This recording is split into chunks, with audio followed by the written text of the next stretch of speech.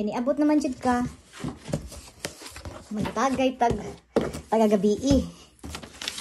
Finally guys, naabot na dyan ang akong gihuwat. My yummy wine. My yummy red wine. This is so yummy. Favorito ng mga ibang Pinay. Ito yung house wine actually na ginagamit namin pag may guest kami. Kahit kami lang ni Arn mag-inom-inom. Ito yung rosé. Ang sarap nito. Itong rosé na to. Masarap to siya. Super yummy. Galing pa to sa Mines. Yung wine seller na taga Mines. Doon namin to ino-order.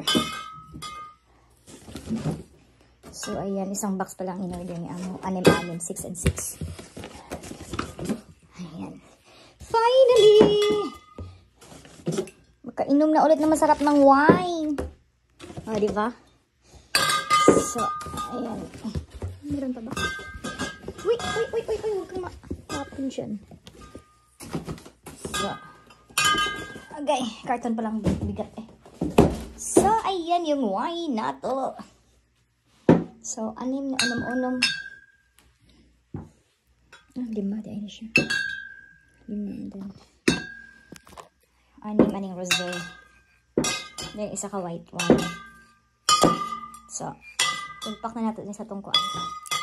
Sa itong killer. So, ayan. Bye-bye.